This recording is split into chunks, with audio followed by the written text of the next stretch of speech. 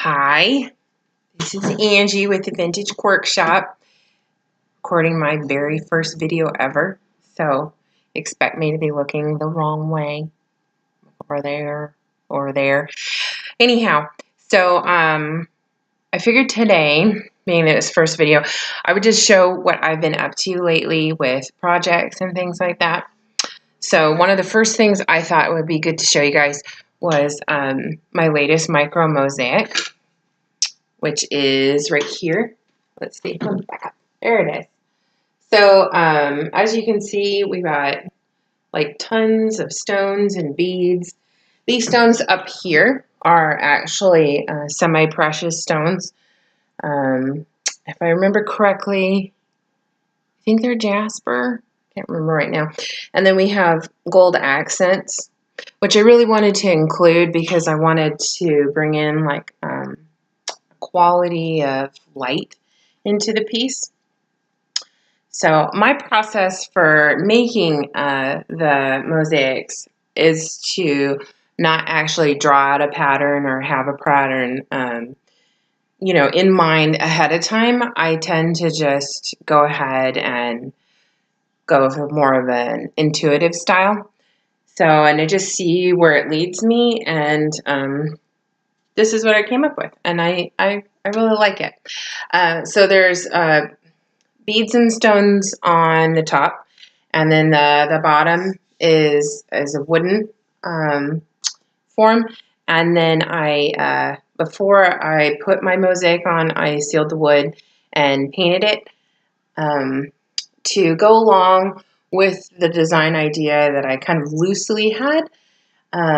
So I really like these little details here where some of the yellow and the red is peeking out through the blue. I think that really adds something. And it is ready to hang. Right here we got little hangers there, or then there's like this little slide hanger right here, which I thought was pretty awesome. So that's that. I've also been working on these lampshades, and I didn't bring the painted lampshade over here right now, but I have one of my lampshades. I have actually a few of the lampshades that I'm working on right now. So the lampshades, I go to like a thrift store or a yard sale, and I get a lampshade that's kind of like this. And I look for the ones that have the bars running through them. And then what I do is I rip off the old funky fabric that nobody likes anyway. And then that becomes the base of my piece. When you rip them apart like that, then you end up with a piece kind of like this one. If you take everything off, then it's just this metal frame. And with this one, my idea was to wrap the entire frame in this is embroidery floss. And I plan on going up like each of the sides and around the top. And the reason that I'm doing that is because I thought it would look really cool. And the idea came from back when I was like my late teens and early 20s. Hair wrapping was really popular. And that's what this reminds me of. And I thought, wouldn't it be cool to do that like on the bars of a lampshade? And then in the open space, like right through here, I plan on running beads through on a clear like beading thread thing. And that way, when it's on the lamp and the lamp is illuminated, it has like a stained glass effect. And I really thought it would be great for like the boho look that I go for. So that's that one. And on this one, I left the inside fabric, but I took off the outside and then all of the edging pieces that were on the original frame. And then I made my own pattern, and this is actually like a bit of vintage sari that I got at a thrift store, and I cut it down, and I really liked it because of this embroidered part it had here. I thought that was really pretty. And then the fabric, I don't know if you can see it so well on the recording, but it has like a slight sheen to it, which I also liked. Then I got these other pieces to cover up my work and also to make it look more finished. So, and there's two different kinds. There's this one here that has this little bit of like gold running through the middle. And then this piece here, which I liked because it's already beaded and it's still in that kind of funky boho look that I was going for. And then I have been, where is hat? I have been stringing these myself. I got this big jug of beads here, and I've been making individual little dangles like this. Can you see it? And then I go through and I sew them on. So I'm kind of trying to decide right now, besides it being a fabulous hat, whether or not I want to go through and add more of these beads in. So, but that's where I am with that project. Oh, also, I'm thinking that it would look really, really rad if I put some like patches, like you would like put on like an old denim jacket or jeans or whatever. But they have some really ornate ones that are flowers, and I think that those embroidered pieces would look really, really cool put on here. I know it's a bit hard to imagine right now, but trust me, it'll look great. So I've been doing those things, and then my painted one, I wish I would have thought to bring it over here. I will include it in a later video. So I've been doing those, and then if you do go to my shop, which is my Etsy shop called the Vintage Quirk Shop, you will see that I did have 2 new listings this week, aside from the painted lampshade. I put the painted lampshade on there for $60. It's acrylic painted, and so it looks really pretty, and as a conversational piece is really cool, but it makes a very dim light because it is opaque. And so if you want something to really light up a space, that's not going to be the lampshade for the space. But if you want something to have more of a subtle, soothing light and be a conversation starter, like when the lamp is off, that would definitely be the lampshade for you. And then the micro mosaic I showed you earlier of the deer skull, this one right here. I listed this for $120. I have another micro mosaic in my shop, which is like this big mirror frame, and that one's in there, and I can't for the life of me remember what I listed that one for. But as I was telling you guys, I listed a few things in the shop this week, and it's an Etsy, it's the Vintage Quirk Shop. And so I found these kitties. Can you see them? No, I'm not holding them high enough. No, you can. Now you can. See, aren't they fun? 1, 2, 3. And I just really liked them. I am a bit of a crazy cat lady.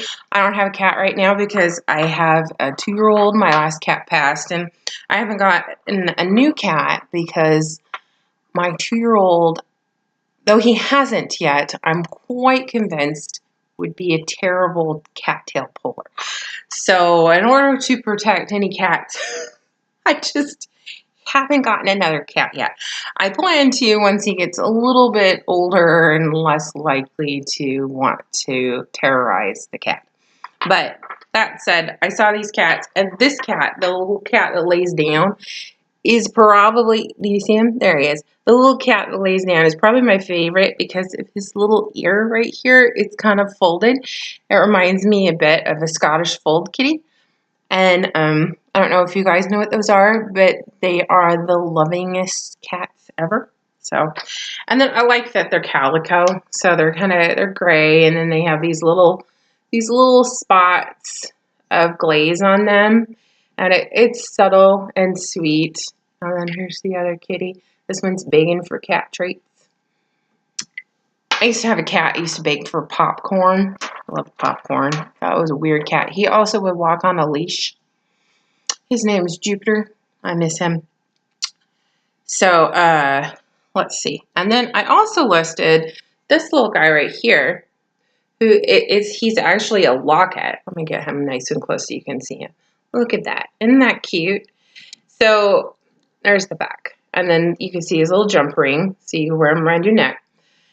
And he's actually a perfume locket. And if you can see, some of the original solid perfume is actually like still in there. See, that's what that stuff is right there. Ignore my nails. All right. But the hinge works perfectly. Let me put his little face up there. Hello. So the hinge works perfectly. And I just really like him. He's cute.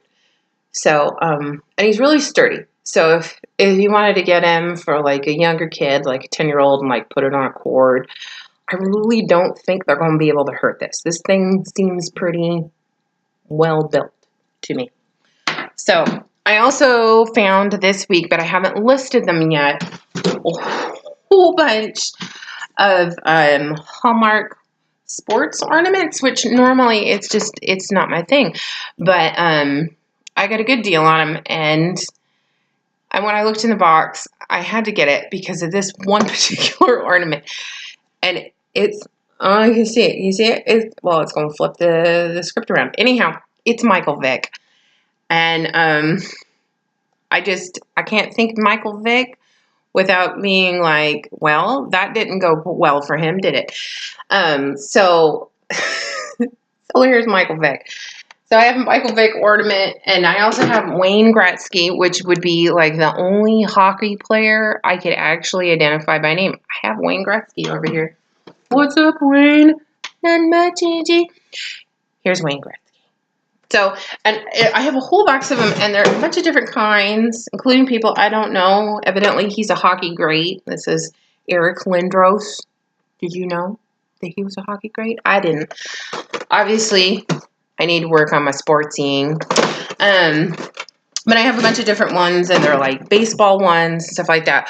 I'm probably not going to put them... I'm shaking this thing.